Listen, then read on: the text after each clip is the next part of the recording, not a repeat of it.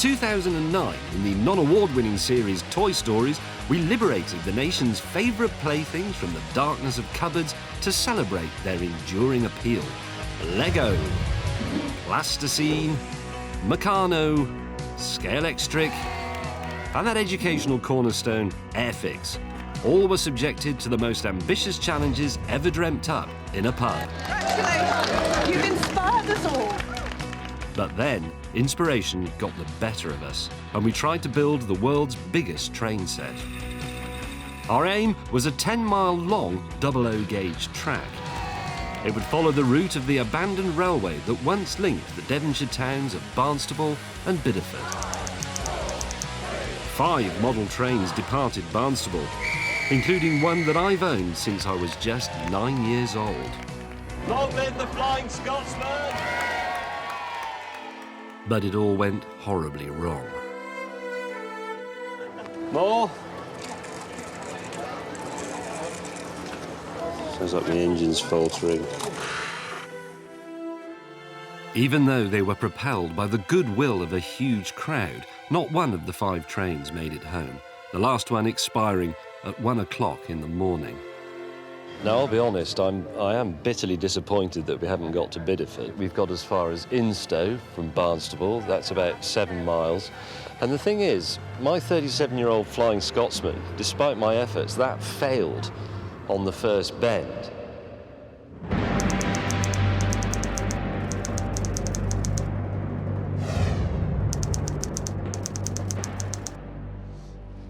And that could have been the end of that. But of all the toys we featured in that series, the train set remains the closest to my heart. And I couldn't just leave its reputation broken down by the side of the line. And so, like the great pioneering railwaymen of old, Trevithick, Blenkinsop, Stevenson, I decided to carry on. So we're back to try again. And to make it even more difficult, we've decided to add an element of competition. A race. I will be in charge of a team of locals and toy train enthusiasts. Go. And our opponents? The greatest model train experts in the known world. The Germans.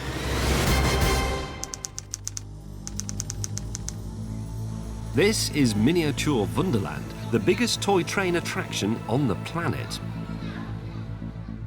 There is nothing fat controllers Sebastian and Gerrit don't know about supersized train sets.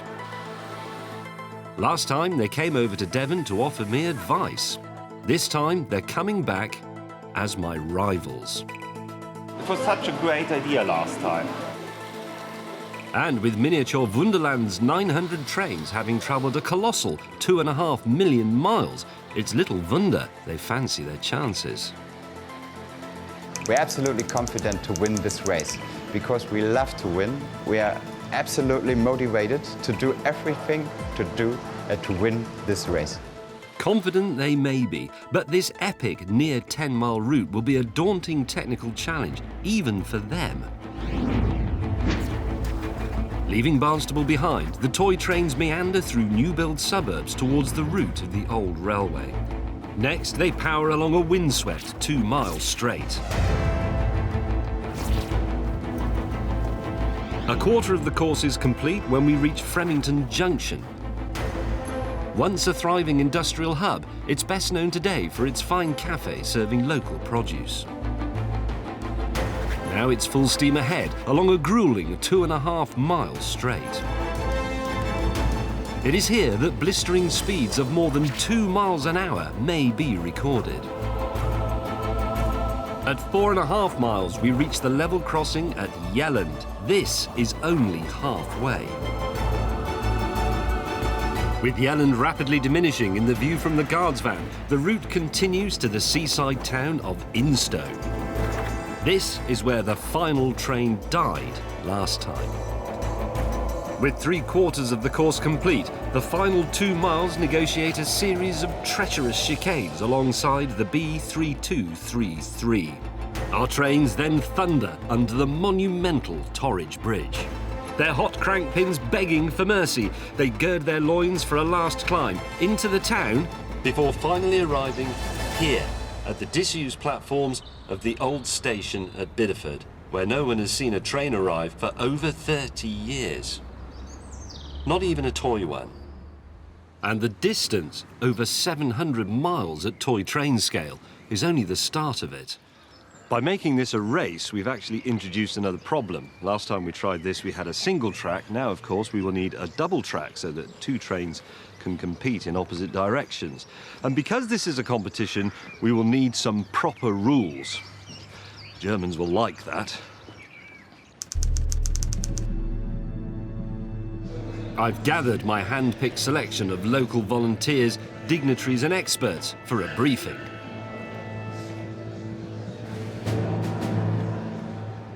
Ladies, gentlemen, welcome to the second and final annual Barnstable to Bideford Train Challenge. There will be two teams. The Germans shall be starting here in Bideford and racing to Barnstable. We, the British team, will be starting here in Barnstable and racing to Bideford. The race is a best out of three competition between trains representing different eras. First off, the age of steam. My childhood Flying Scotsman is back and will take on the German BR-58, the sturdy workhorse of the interwar years. Next, in the diesel-electric category, the stalwart Intercity 125 will face off against the high-speed German ET403, nicknamed the Donald Duck. Finally, the future. A high-tech battle between top-secret trains modified to run on any power system the teams choose. Whoever wins this best out of three challenge carries the day. Are there any questions? Good. What gives me great hope about our effort is the massive variety of people that this little idea has brought together. Because in this room we have vicars, we've got some mayors, we've got technical people, retired people, children, old people, men and women, all these walks of life, they've all been brought together and all possible differences are washed away by this desire to get a toy train from Barnstable to Bideford. And I just don't see, looking at those people, how it can possibly fail. I mean that, I'm not being sarcastic. How can it go wrong with that? This is what makes Britain great. But while our team is still digesting the rules, the Germans are forging ahead with work on their toy train of the future.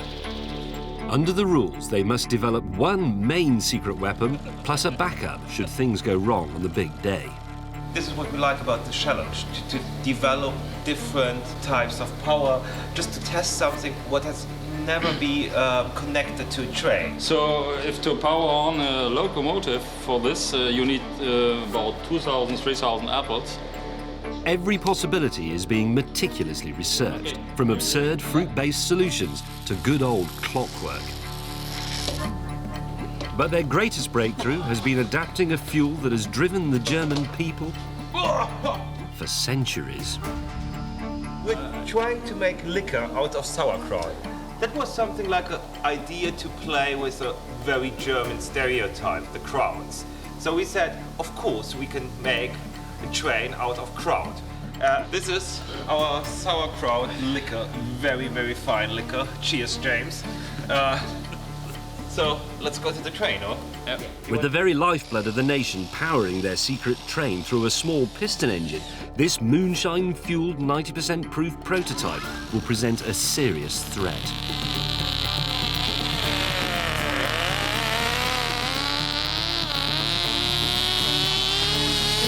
The sauerkraut screamer may well be the loudest toy train ever known to man, but it is also a stark reminder of just how committed to this challenge the German team is.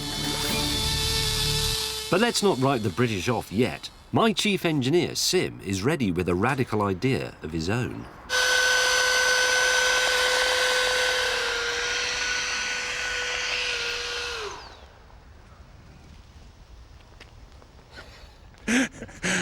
This may look a bit rough and ready. Actually, it looks like a skateboard. Sim will explain. So what I'm going to do, I've actually already done this, you see, so you didn't notice. There's a bogie there and a bogie there.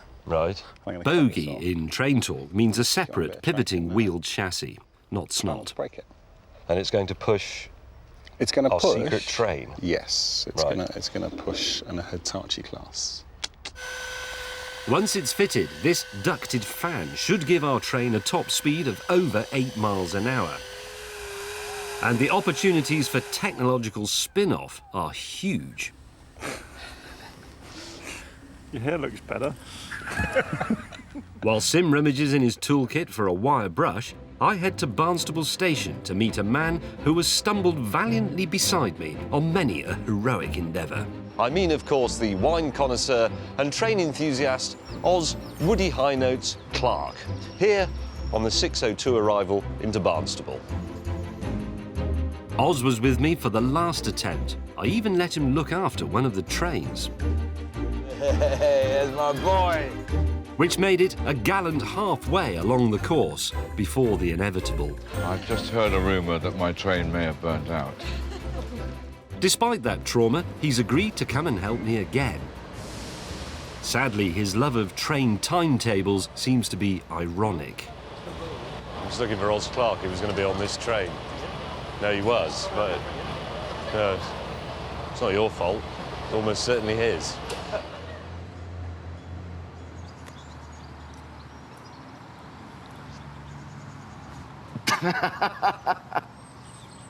How did you get off the train without me seeing you? I came by car.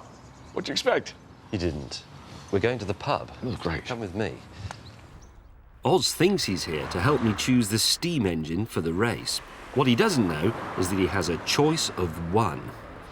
Oz, I've been wasting your time. Because what we shall actually be running to represent the era of steam is my childhood Flying Scotsman with realistic chuffing sound. There you go.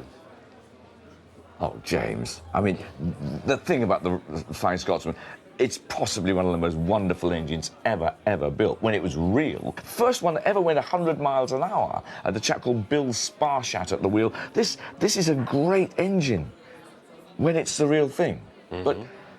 But we've used it before. Yes. How many yards did it get? 30. It went 30 yards, James. Listen, I have dismantled that engine since then to make sure it is within tolerances and it runs smoothly. I've checked every single wire, every single blob of solder in here, every single insulator for electrical fidelity. I've reassembled the whole thing with lubricant, with gloved hands, under a magnifying glass. And this is now, despite everything that happened before, this is now the finest example of the Flying Scotsman with realistic chuffing sound in the country. I'm asking you to drive what is, well, undoubtedly the most precious of my surviving childhood possessions. It's my Could you try and be a little bit more gracious about it? You're not tearing up, are you? I'm getting slightly hacked off with you for being dismissive about it. Look at it. Are you going to drive my Flying Scotsman? Yes, I think so. Thank you. And I will do my level best to get it to Bideford. Thank you. Right. 30 yards. Next morning at our Barnstable HQ, and I'm hard at work on a plan designed to lay to rest some of the ghosts of our last failed attempt. Last time, we had over 160 car batteries continuously powering the whole track. This meant the power could never be turned off. Holding trains in place while resetting them on the track caused intolerable strain to their motors. This time, the track will be divided into 100-metre sections electrically isolated from each other. There will be only 2 batteries per train, plugged into the track by operators who will leapfrog each other from section to section when the all clear is flagged. Leading the way, a cleaning device will clear away any leaves on the line. This system of supplying power to the track only when it is needed will bring us to a certain and uninterrupted victory. I have to say, this works so far. But while my dedicated train teams continue to practice for the 2012 Olympic battery relay event, there is still a huge problem bearing down on us like a runaway express. We're going to have to lay almost 10 miles of double track across rural North Devon. And to save you doing the arithmetic, that's over 45,000 individual pieces. Now, last time we laid our track using this, the R8090 semi-flexible track. Now, this stuff is beloved of serious railway modelers because you can shape it any way you like to make very, very clever curves. You can also cut it to any length you want, and that's brilliant. But it does have a few disadvantages as far as we're concerned. The first is the little fish plates, the joiners that make the track stick together, are not on it. You have to put these on yourself. Pretty quickly you get extremely sore fingers. Also, this stuff is quite fragile. If it's being manhandled in large volumes, you very easily go, whoopsie, and break a bit off like that. This time, we're doing away with that stuff, and we're going to use this. This is part number R603. This is the sort of track you get in your beginner's train set. It's perfectly stiff. The fish plates are already in place, and because you're going to give this to your kids to play with, and they're going to play with it on the floor, it is designed to be pretty much indestructible. Now we have the right track, it's time to reveal something that the great pioneers of overlong model railway building have been crying out for.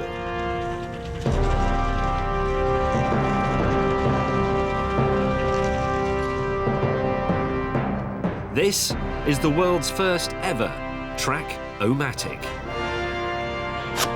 Created by Sim, it's designed to do for model track laying what sliced bread did for sandwiches. Parallel. Yes. Right.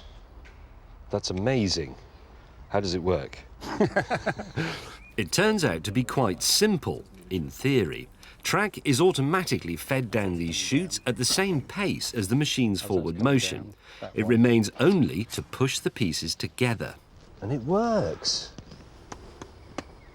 That's all you have to do. You walk along going like that. Yeah, so one either side, you're that side, I'm this side, and we go ding, ding, ding. Dunk. Poor fella pulling it. Dunk. So we have to yoke a shoeless Victorian urchin to the front to drag it along the railway route. Do you know what, Sim? I think the global market for this machine is going to be inconceivably small. but it is brilliant. I think you might be right. Well done. Right, the only way to see if this actually works is to lay some track. Let's do that. Let's fill this car park with track.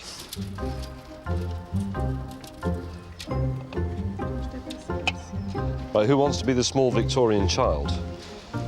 Then he has to go slowly. Don't worry, then you get some gruel. Now, this time-lapse sequence was supposed to show the Track-O-Matic crossing the car park as a flashing blur, leaving perfectly laid, perfectly straight track in its astonishing wake. But after 30 minutes, we'd only laid 10 metres. Stop, yeah? I thought they'd be going a little bit faster. Yeah. Stop, yeah? Some of you at this point may have doubts about the efficacy of the Track-O-Matic machine, but don't, because it's at a sort of late prototype stage, and by the time Simmy goes to bed at about 7 o'clock tomorrow morning, I'm sure it'll be fine.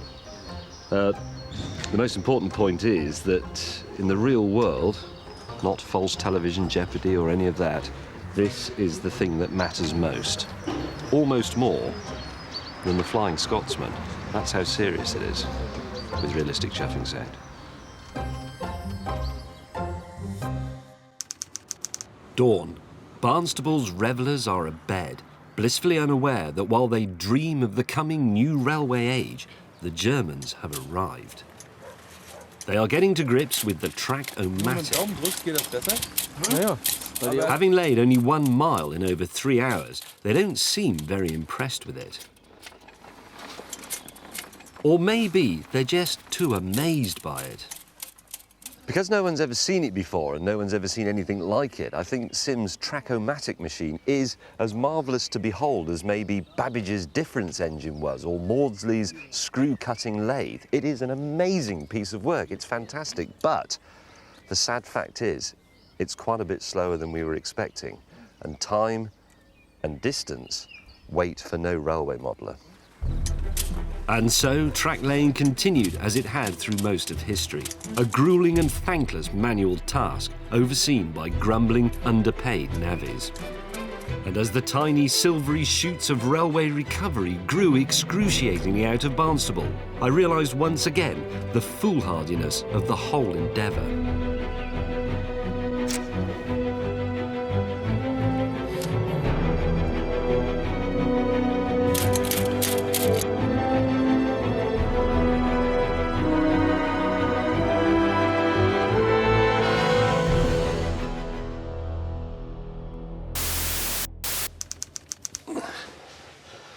Hello viewers, here I am alone in my hotel room, and I wanted to say that time has a fantastic facility for polishing up what are actually horrible memories.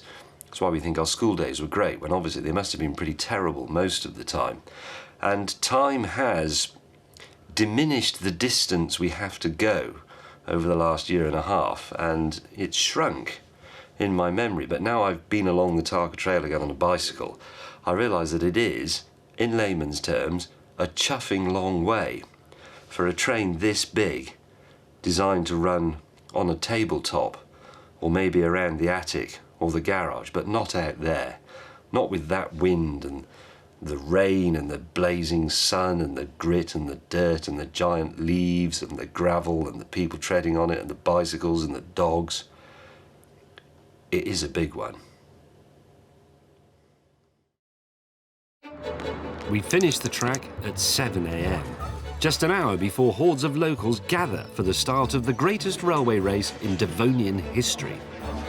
It's clear that restoring the railway destroyed by Dr. Beeching truly matters. But something is wrong. The surviving stations are to the wrong scale. That needs sorting.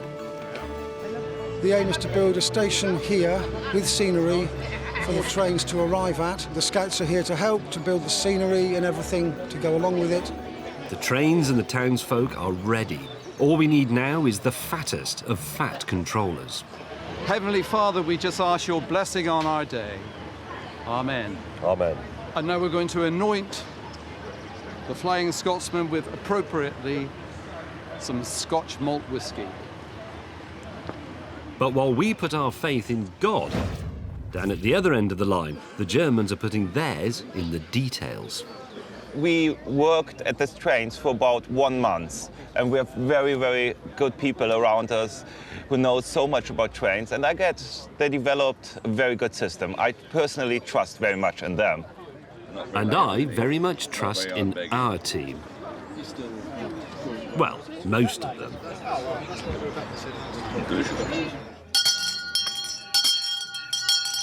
Oh yay! Oh yay! Oh yay!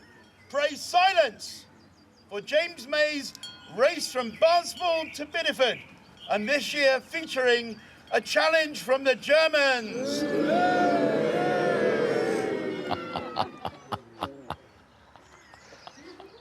Ladies and gentlemen, what matters today is not who wins. What matters is that one of these trains makes a successful home run. We owe it to the people of Barnstaple and the people of Bideford. We owe it to everybody who has helped us. We owe it to the hobby of toy trains, and we owe it to the ghosts of old railwaymen who have long since bought their one-way ticket to the great station Bothy among the stars. But most importantly, Oz and I do not want to come back and do this every year for the rest of our lives. Steve, I believe a train is ready to depart from the station. If you do the honours, please, sir.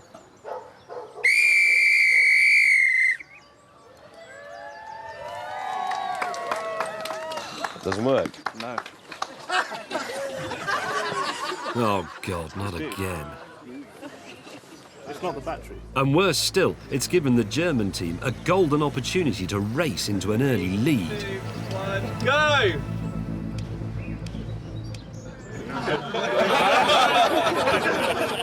Well, I suppose this technically means that we are now winning. Okay. Go, sir. Finally! And just look at her go.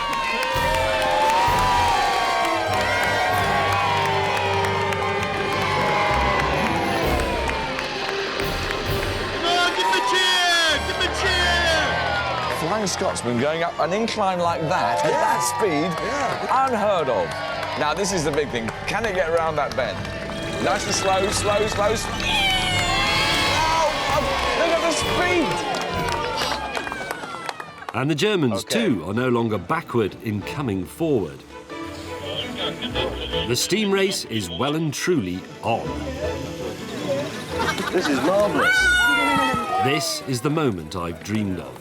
My Flying Scotsman, like winged Hermes soaring on towards victory. It's gone 3 times as far as it went last year.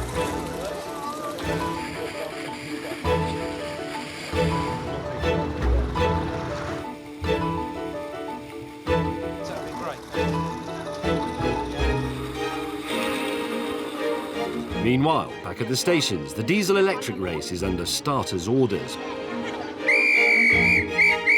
These express trains travel at a greater scale speed than the steam locos and should provide an exciting high-velocity duel to the bitter end.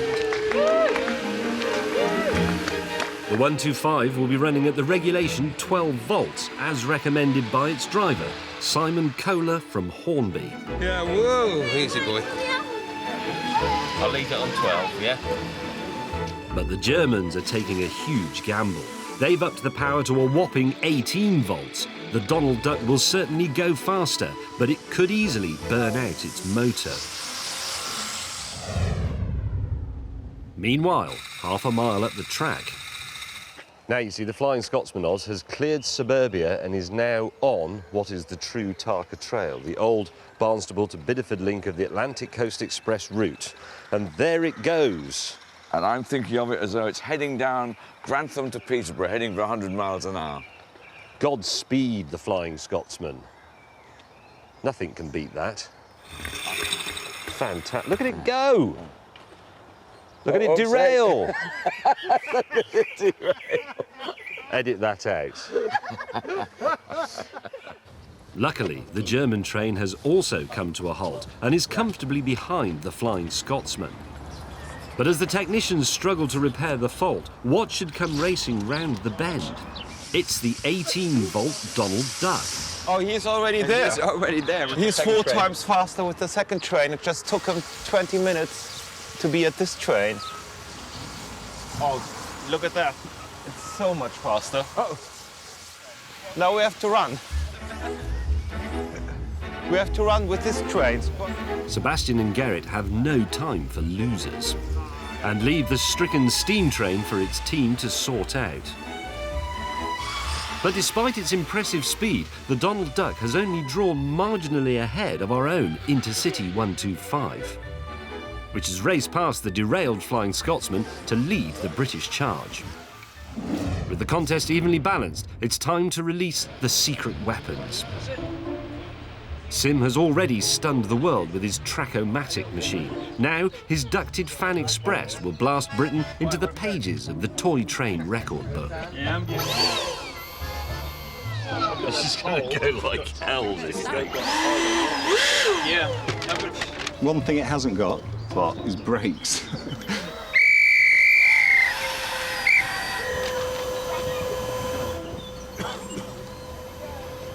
But it works. It's a bit unstable, Simmy, if you don't mind me saying.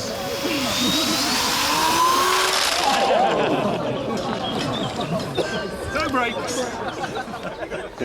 It was quite a nice idea. Meanwhile, back at the German start.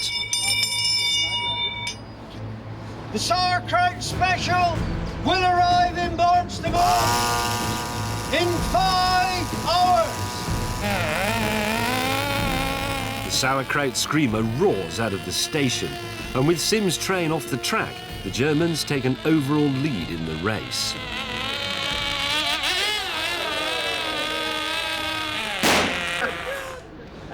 Oh, wow.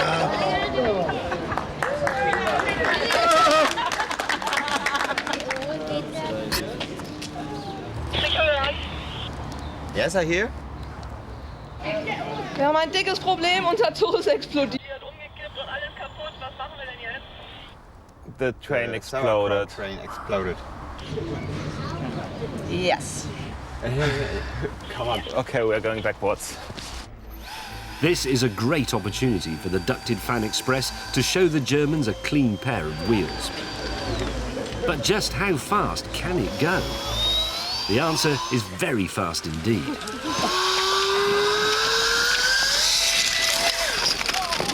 Oh dear.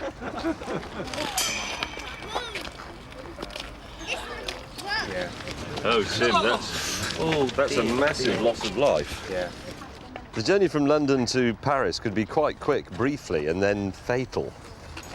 Not that I would ever doubt Sim, but I have been working on a backup plan in case anything like this happened. Shall we try top secret train number 2? Oh, there's another wheel.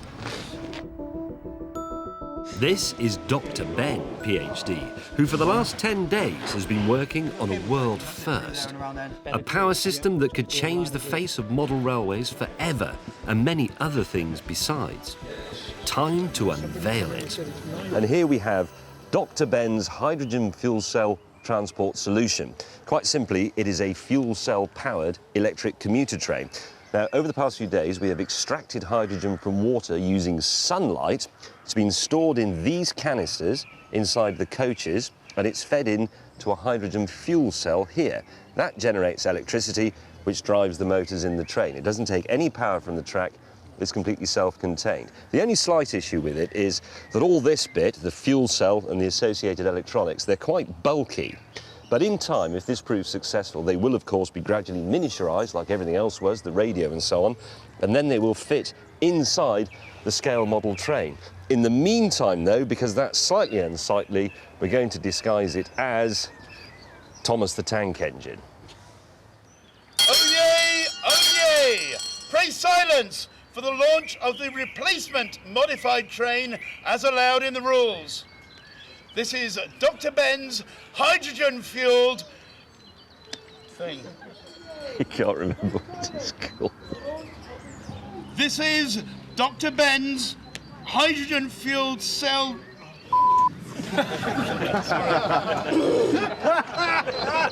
It's not that complicated. That's magnificent. Right, you're on your own, Dr. Ben. Thank you very much, sir. See you in 10 miles.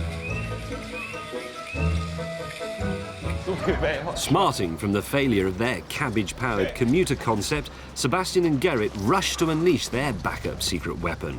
They're apparently quite pleased with it. We put so much energy in this small train that's enough to run this race 2 hours. While we're running on hydrogen, the Germans have stuffed their train full of lithium batteries and the guarantee of truly enormous speed. We're starting slowly, but it can go much faster. It certainly is speedy, but the weight of the batteries makes it very unstable. Oh, yeah.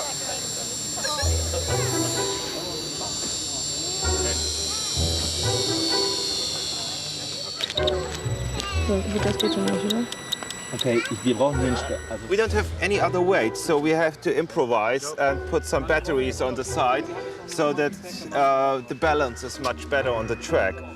If I've got this right, they're using the weight of extra batteries to weigh down the batteries. This is not even half speed, what we are going now. This train can be a rocket train, but if you don't find a solution with the weight, we can't go full speed. So, 2 hours into the big day, we now have all 6 trains running along the course. Time for a race update. The Germans are leading the diesel-electric showdown by half a mile. But the British are edging ahead in the steam category by 300 yards. With the secret weapons neck and neck, it's all square with everything to play for. We're running a bit short of coal, fuel, and bacon and eggs to actually cook on the footplate. Apart from that, 4472 Flying Scotsman has never been more glorious.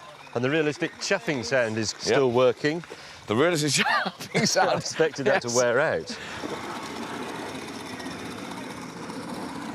I know it doesn't seem like much to you, but that's one of the nicest things I've ever seen. Look at that. Look at its little heart beating.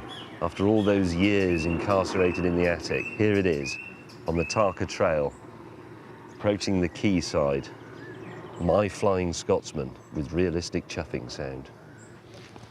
While I'm distracted by nostalgia, Germany's Donald Duck is reaching an important milestone. It's arrived at its first checkpoint, Instow, which means they've completed a third of the course. Donald glides supremely through the complex curves of Instow Crossing and out into open country. But the British Intercity 125, with its finely tuned team of flag wavers and leapfrogging batterymen, is running superbly as it too nears its first checkpoint, Fremington. Here it comes. Thank you. Marvellous. Hello. Hello, Simon. Hello, James. How are you doing? The German's second train, the Donald Duck diesel, has just gone past Instow. OK. Well, we'll see what happens at the end of the day. But if they're using full power, if they're using 18 volts all the time, I suspect they may have a few problems. So do I. Psychic Simon is right on the money. Even as he speaks, the Germans' high-voltage gamble goes wrong. Okay, then Luckily for them, they have Wolfgang, their chief engineer, who has a comprehensive kit of small parts to sort out the overstressed engine. Go! Wolfgang clearly has the touch of the master engineer. Thank God I have someone similar tending to my Flying Scotsman. Whiskey was sent south from Scotland to be distilled into gin. It wasn't for the it wasn't for the Prohibition. I mean, God knows what would have happened to the whiskey market. And Prohibition meant... Oz, the trains come off. 1 million people all wanting a drink in America. And artificial whiskey, there was such rubbish. But if my Flying Scotsman is suffering from neglect, its opponent, the BR-58, has too much company for comfort. 2 miles out of Bideford, civil war is breaking out between the drivers of the steam engine and the much faster lithium-powered secret weapon. Take it away! Slowly, train! Take this way. Go away! It's just on. The steam train finally makes way. Ladies first. See you later. Very nice. See you later, yes. Only for the modified train to fall off the line, leaving the steam train to crawl past. Yes, power. Yes? Okay. Before finally the modified train overtakes properly and leaves the steam train for dead. Oh, and now? I'm the last. The next hour passes in a blur of nerve-shredding racing. But now, 4 miles out and approaching the halfway mark at Yelland, Germany's Donald Duck hits a snag. Dirt on the track is slowing progress to a crawl. Then Gerrit comes up with a suspiciously familiar track cleaning device, something we trademarked days earlier. Garrett just had the brilliant idea to clean the track with the stick. And since we do that, we are nearly 20% faster.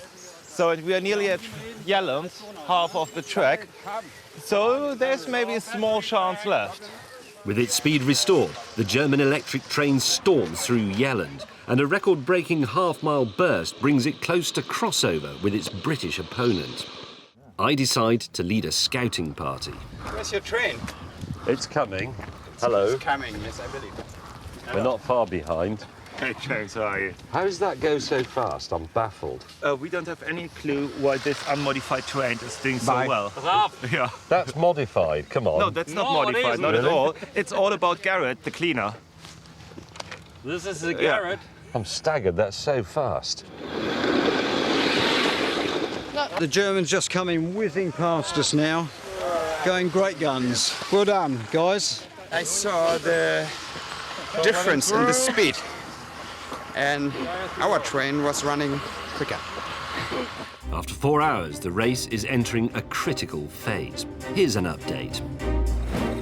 Battling at the back of the field, the Flying Scotsman leads the steam race. The secret weapons are still neck and neck at 4 miles apiece. But up in front, the Donald Duck has opened up a clear 1 mile lead over the 125. And with such a handsome advantage, the Germans are becoming slightly complacent. I hope James is as relaxed as we and is just enjoying this beautiful weather and this wonderful spring air, and is just having fun doing this race. The sun is shining, it's wonderful out here, so it's a bit like holiday.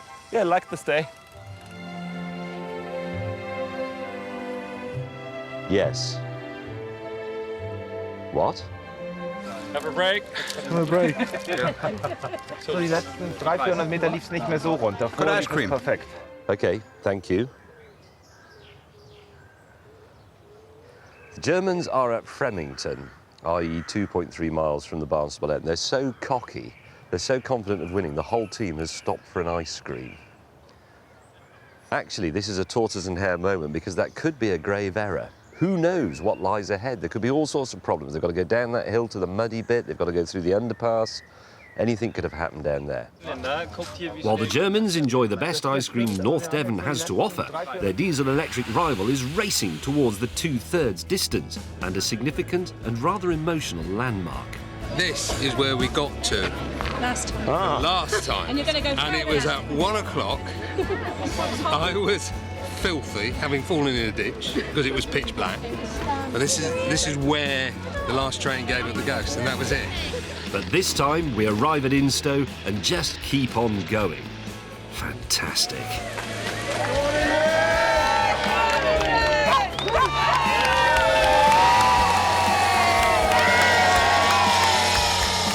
I tell you, this is really good. From the last time I was so upset, so depressed, but this is elated. This is great. This is fabulous. Absolutely wonderful. I wish James was here actually, because he witnessed the demise of the other loco. Well, I'm not that far behind. It is 15:10. This is Yelland Crossing. It's the midway point of the course. Coming from that direction, very close now, minus its Thomas cover because it was causing problems with it toppling over, but it's Dr. Ben's hydrogen fuel cell transport solution. But down there, look, if you can just see, is the Germans' second place train approaching the same point, their alternative technology. To keep his train from falling over, like the Germans, Dr. Ben has patented Dr. Ben's hydrogen fuel cell transport solution stability solution, or Holder Honour for short. Ladies and gentlemen, Dr. Ben's hydrogen fuel cell transport solution. We're here. What's that bit for? Just a little bit wobbly. So we have to stay upright. We go fast, just not straight. Fair enough. It is pioneering technology. Oh. Uh-oh. Hello. Hello. Despite their distinctly inferior AA battery balancer, the Germans remain confident. This is a winner train. Oh, what a rotten bit of luck. That's their modified train. So our modified trains have crossed within 20 seconds of each other at the midway point. This is the real race. That's very exciting. Dr. Ben, more power. And 30 minutes later, there's more good news for Team GB. The Flying Scotsman reaches the halfway point before the BR58. This is great. But then, disaster. I think I'd rather push up the incline a bit. The Scotsman's central chassis block must be replaced. It means dismantling the whole locomotive, a job normally carried out in a spotless workshop. It's a nail-biting moment for the crowd. I need to have a word with you, actually, Driver Clark. What about overdriving your train? Nope. What about the quality of the coal I'm putting in? Dereliction of duty. Dereliction of duty? I've heard reports of you poncing around talking to people about wine and stuff and not looking No, that after was a complete mistake.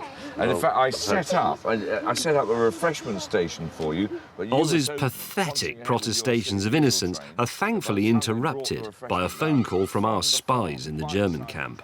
Hello? Right, OK. Well, that's marvellous. Thank you. Bye-bye. They're almost there. 20 minutes away. Can you see Barnstable over there? This there is we Barnstable? go. This is Barnstable. But they haven't won yet. Not while Simon Kohler and the British Intercity 125 are on the home straight to Bideford. I'm kind of nervous now when we are on the last 200 meters, or how much is it? I don't know. Just behind this tunnel.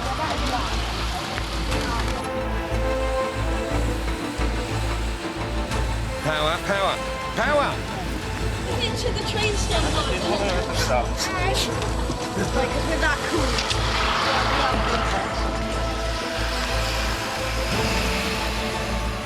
Lars, hier ist Sebastian.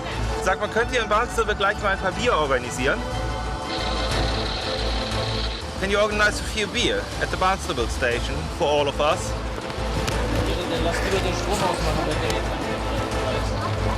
Yes! At 4:25, the Donald Duck reaches Barnstable Station car park. So I guess we did it. I think you have. Yeah. Not confirmed. Yeah. That's last we heard. Yeah. Oh. So good. Getriebeschaden. No. No. The gearbox. Gearbox! The gearbox. The gearbox. I think there's something wrong with the gearbox. The gearbox. The truth! The gearbox! Was? Getriebe! Nein! Ja, komm, wo ist Wolfgang? Oh, wir haben nichts mehr. Wolfgang! The gearbox is broken. Maybe 20 meters. Das Getriebe I ist can't durch. believe it. As British Rail once said, let the train take the strain, but not too much. Wolfgang! Mr. Town Mayor, ladies and gentlemen, the English team is now on the home straight at Wesley Straight. However, the Germans are 100 yards from Barnstable railway station.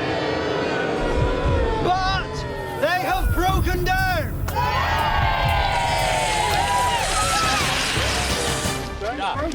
Yeah, the engine is broken 20 meters before the target.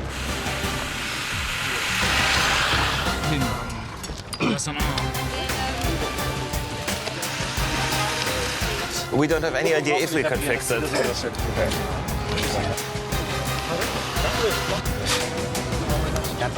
Nein. Not long to go now. We just keep our fingers crossed that she hangs in there. Da musst du entscheiden. Nein. Wir haben Zeit, mach. Das muss noch mal raus, auf jeden Fall. Okay. What have we got? Yeah, I guess we fixed it. It should be enough for 20 meters. Hopefully. Strohmann! Power on. Come on. Oh, be careful. It's still 20 yards. Did somebody hear something about James? Simon and his team are racing through the Bideford suburbs, but with the Germans back on the move, surely it's all over.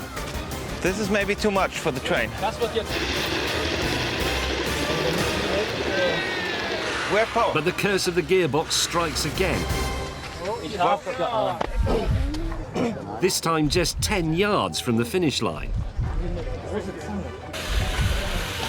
I just want to keep going now. It's impossible to do a ramp like that with an untuned miniature train.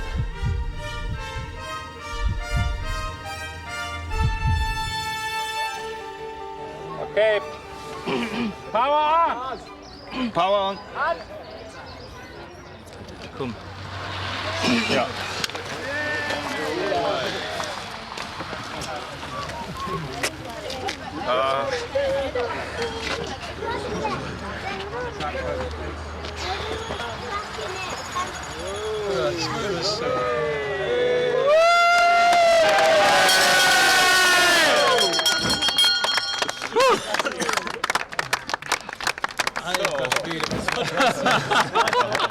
Good job, guys. Bloody hell is that? Yeah. Hello? Hello. And congratulations. Yeah, see you in the pub later. Okay. All right, congratulations. Thank you. Bye.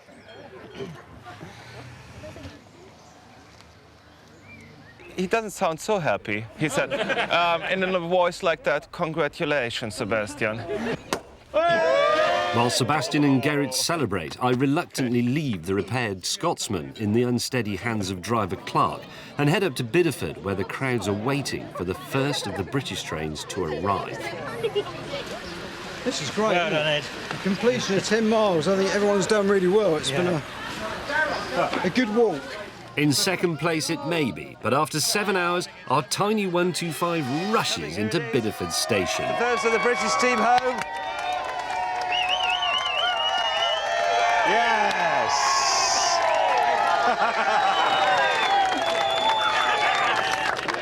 Hey! Fantastic! That is excellent. The first two trains home have both been out-of-the-box models. Look at that. And for Simon Kohler, a veteran of our previous failure, it's a moment to savour. Fantastic. Great. Oh, it's quite emotional. Yes! Oh, sorry. That is emotional. So, we're 1-0 down, but back out on the track, the race is far from over.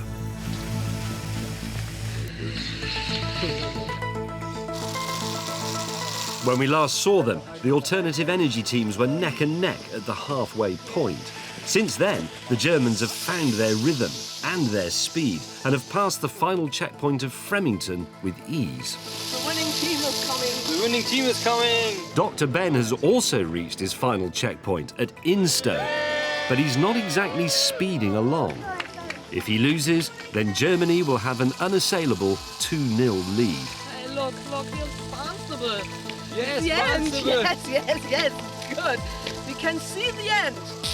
But remember the old saying, zählen Sie nicht Ihre Hühner, roughly translated as, don't count your hens.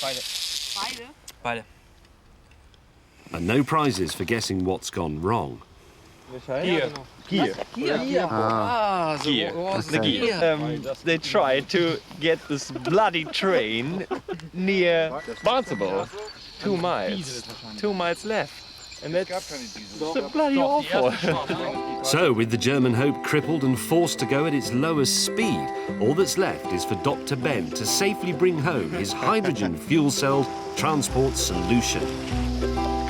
And just to rub it in, we've even taken the liberty of reinstating Thomas the Tank Engine for the home straight.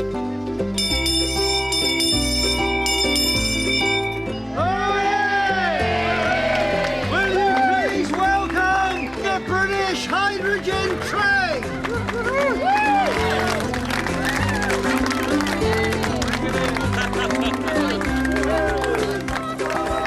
Hello, said Thomas.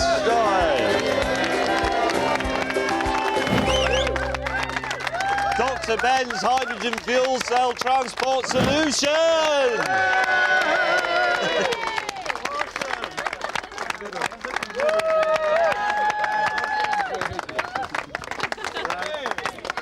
7 hours 14 is about twice as long as I hoped to do, but it's pretty good.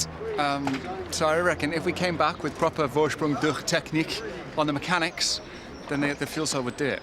So I think for first go, two weeks work, pretty cool actually. 18:34 hours. Congratulations. Right. Now for the emotional one. The Flying Scotsman.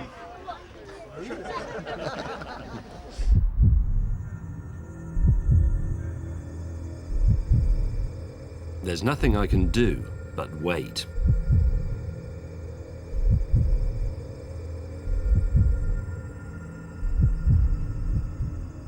News comes from down the line.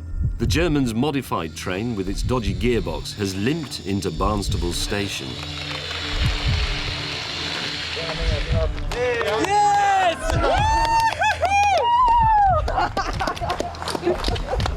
I await the inevitable second message. Scotsman broken down again for good, stop. Driver Clark AWOL in pub, stop. German steam train that moves slower than a Chekhov play, now certain to win, stop. Come on, Oz.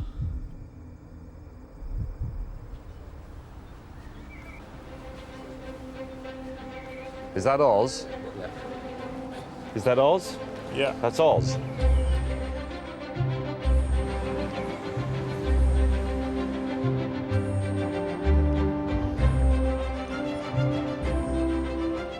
I can hear the realistic chuffing noise.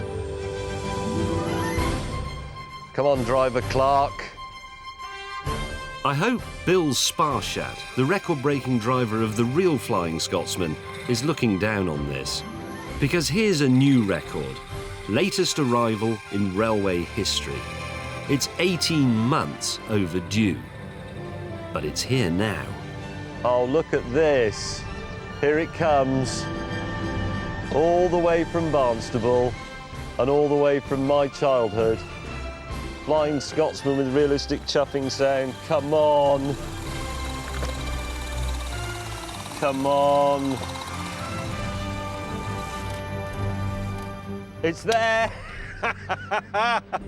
Driver Clark. I will allow you to embrace me. Oh, God. All the way. That's the first time you've ever allowed me to embrace you in all the time Honestly, I've known man, all the way from 1972, my childhood, Barnstable, the annals of history. Well done, mate. Thank you. Flying Scotsman with realistic chuffing sound. Look at that. Yes.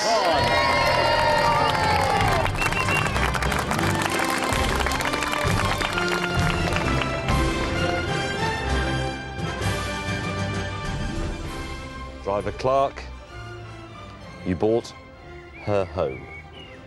Thank you. You trusted me. I did. I wasn't sure I could. Good man. A pint? Yes. 2 pints? Yes. Yes. Where are they? Over there. Let's go. In the station bar. Hang on, what happened to the German steam train?